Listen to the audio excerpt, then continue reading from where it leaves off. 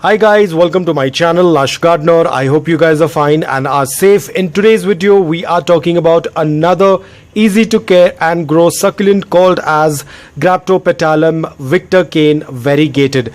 But you will be quite confused because when you're going to search for the information about the ID of this succulent, when you do a Google search, the first result is a Graptopetalum variegated titubans or Graptopetalum titubans variegated, but actually this is not the actual variegated titubans, because the variegated titubans is very different. You can check the images on Google. I do not want to put it on the screen because a lot of copyright issues.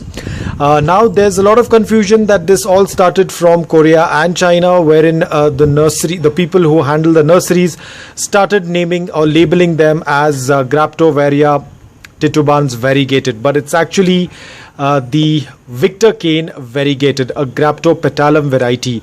The parentage, I'm going to put it on the screen, which is Graptopetalum lavender pebbles, which is commonly known as, the actual scientific name is on the screen, and the second parent is Graptopetalum paraguanis. So these are the two parentages. Now the camera is not picking up the actual color. What happens is when you tend to stress this succulent, it tends to get a lot of pink. Right now it's more of white and green stripe in between, but it usually tends to get really pink in color when it is exposed to morning direct sunlight for 5 hours. Do not expose it to afternoon direct sunlight. The succulent will get burnt. If you are putting your succulent out in morning direct sunlight, ensure that it has been acclimated to direct sunlight. Talking about the soil requirements, remains the same. We need to have a porous, loose and well draining soil. The soil should dry before you water your succulent. Ensure that the soil is completely bone dry before you water your succulents. If you're going to take a look at the leaves, you can see the leaves are a little bit plump, which means it can store more water and more nutrients in its leaves. So ensure that you do not overwater this succulent, otherwise it will definitely get rotted. Because it belongs to the variety of Graptopetalum, it is very soon going to get into its dormant period, which is the summer period. Winter was its growing period. So now when it tends to go dormant during the summers, ensure that you do not add any fertilizers to the soil and reduce the watering. Only water when the soil is completely bone dry. If you're worried about overwatering this succulent, then always take a closer look.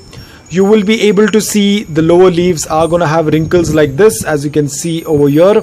This indicates that the succulent is now ready to get watered. The succulent is thirsty. As you can see, the wrinkles on the lower leaves indicates that she needs a drink. So you're going to water it until the water starts passing through the drain hole, and then let the soil dry. Talking about pest attack, at times you might see mealybugs getting attracted to it, especially when there are blooms, or when there are blooms there are going to be aphids. Usually it tends to get affected with mealybugs, so you need to be a little bit vigilant. If you happen to see any mealybugs, completely isolate the succulent and treat with whatever organic solution you have been using. Please avoid using neem oil. It's not a very good option to treat mealybugs. It usually tends to harm the mealybugs, as well as it tends to harm and destroy your succulent. This succulent does not have a lot of farina, but a very minimum amount of farina, so you need to be a little bit careful while you touch it. Apart from that, it's very easy to propagate this succulent. You can propagate it via leaf propagation. I haven't tried leaf propagation yet. I have done stem cuttings, and it tends to work out really well with stem cuttings.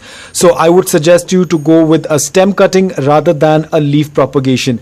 I did have a pup long time ago, but it did not survive. It takes a really long time for the pups to start growing. So I think the leaf propagation can be secondary. Always go for either a stem cutting or a beheading. That is going to turn out to be much faster. So guys, I hope that this video was helpful to you. If it was, please hit the like button. If you're new to my channel, please consider subscribing to it. Until then, take care, stay safe and keep propagating.